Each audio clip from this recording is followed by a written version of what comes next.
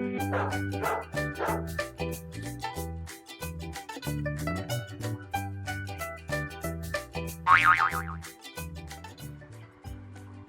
everyone, I'm Keij, Ejercito, and this is my dog Sansa.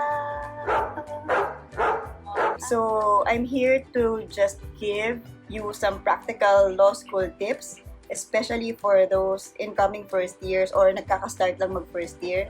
I think I realized na medyo importante itong mga practical tips na to since I just started teaching this semester, and I realized na yung mistakes na ginagawa ng mga estudyante ko ngayon are the same mistakes that I did when I was in first year law school. So feeling ko, kung alam to ng mga first year before sila pumasok sa law school, kahit papano, merong naitulong sa kanila. So, without further ado, we will start our first tip.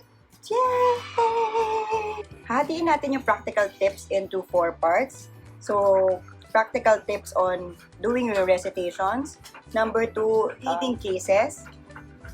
Tips about making your case digest. And lastly, answering your exams. Okay? So, unahin natin ang practical tip number 1, recitations. Gigil. Okay, so ang first practical tip natin ay tungkol sa recitations. I remember when I was in first year, ang first book na recite ko noon ay sa Criminal Law 1. Kasi, I was asked to recite a case. I was able to recite the facts, the issue of the case, and the ruling of the Supreme Court. Pero, nung tinanong ako ng follow-up question asking, so, where can there be evident premeditation?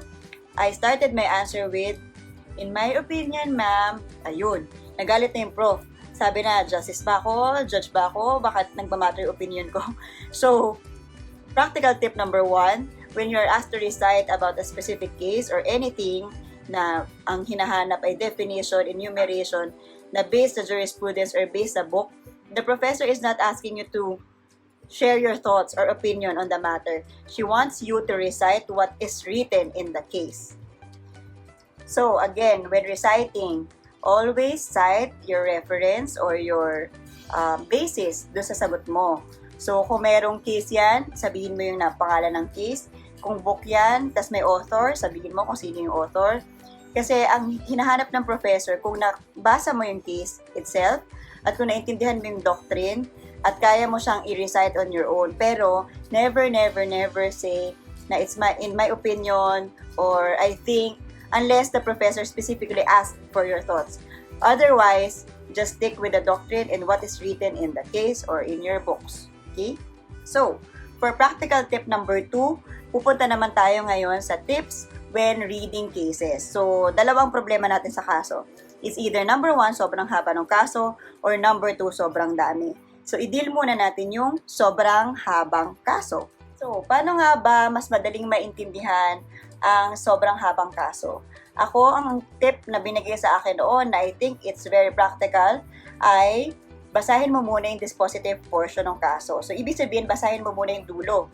Yun nga, basahin nyo muna yung dispositive portion. Kasi at least meron na kayong idea kung ano yung pinag-uusapan or ano yung topic ng case na yon. So even before you read pa the facts, at least meron ka na idea kung ano yung patutunguhan nung binabasa mong kaso. Minsan kasi sobrang haba ng case, tas sobrang dami nangyayari, tas parang nasa dulo ka na, ano bang pinag-uusapan talaga, hindi mo pa rin alam. So, kung alam mo na yung dispositive portion, alam mo na yung pinag-uusapan dahil nabasa mo na yung dulo, mas madali mo maintindihan yung facts kasi kumbaga i-reconcile mo na siya eh. So, read the last portion of the case first before you start reading it from the start. Gets? Okay, so ngayon, na-deal na natin yung napakahabang kaso. So, paano naman natin susolusyonan yung napakaraming kaso? So, ang practical tip ko dyan ay gumawa kayo ng overview ng lahat ng cases with corresponding keywords or yung doctrine. So, halimbawa, may 20 cases na pinapagawa sa inyo. Get a piece of paper, tapos i-divide mo siya into kung ilang cases ba dapat. So, for example, 20. So, 20 na squares. And then, ilagay nyo sa bawat box yung title, tapos yung keyword nyo doon or kung anong doctrine yun. Tapos, mas madali mo na siyang makikita at matatandaan. So, halimbawa, ayan. Francisco versus HOR, Judicial Review. Tanyada versus Tiviera, Effectivity of Laws. Okay, so kung meron ka lang ang paper, tapos nandun lahat ng case titles, tapos keyword, meron ka ng overview bale ng lahat ng kaso, mas madali mo na siyang matatandaan.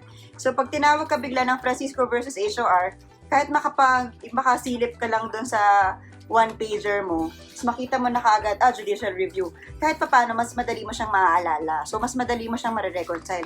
So, dati noon, sa CRIM, ang dami-dami naming cases, kung ano-anong keywords na nilalagay ko, since halos lahat yan, patay, bawa murder, nasa murder na kayo.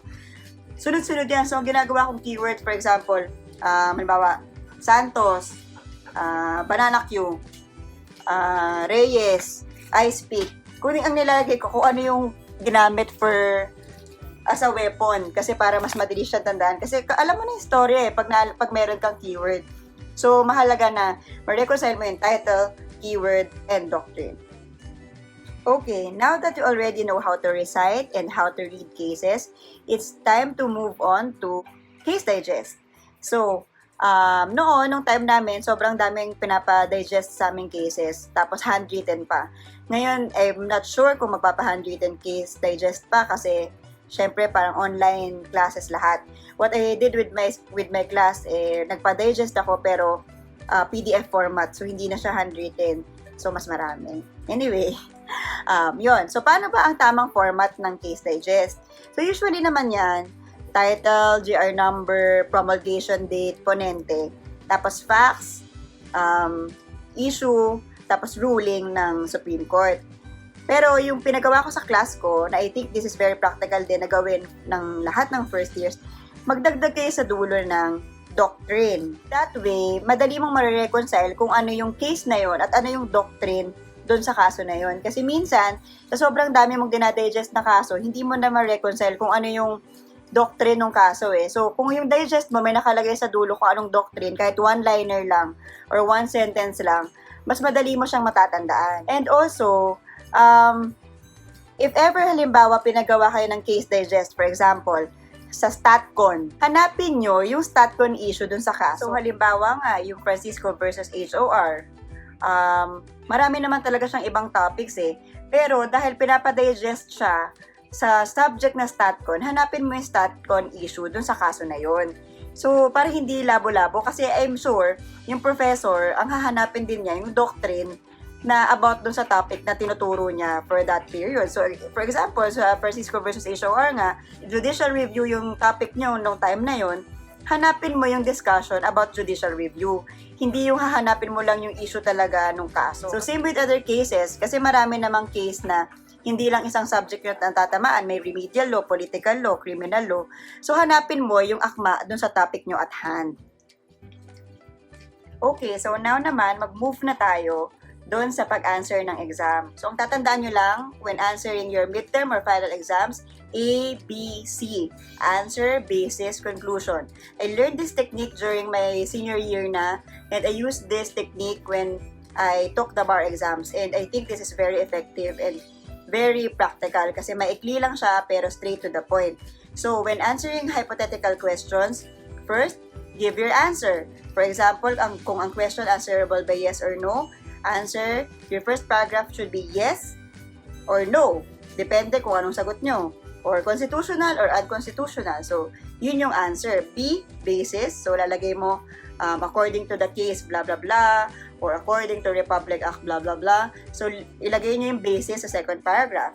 Third paragraph is your conclusion wherein you will reconcile your answer with your basis. So, ganun lang siya kaikli. Okay, so in answering your exams, keep it short and simple by following the structure ABC, answer, basis, conclusion. So in that way, mas madali mong mapapakita na you were able to apply what you've learned to your professors and kaya mo siyang sagutin ng walang paligoy-ligoy. Kasi sa bar exams and even sa simple midterm or final exams lang sa law school, hindi yan pahabaan ng sagot kasi minsan pag mas mahaba, mas marami ka pang masasabing mali. So, be straight to the point, be direct to the point, tapos ilagay mo lang kung ano yung basis mo, ano yung sagot mo, at paano mo siya ma-reconcile. That's simple. So, sana i-apply niyo yan kasi effective yan. Promise. Okay, that's it. So, sana may natutunan kayo sa practical tips namin ni Sansa. So, until next time, sana may natutunan kayo. Ito yung mga tips na sana alam ko noon nung first year pa ako. So, I'm sharing it to you as early as now para matulungan kayo sa journey nyo sa law school. So, again, this is Christian Jane Ejercito and Sansa. Bye! Sansa, say bye. Bye! Thank you!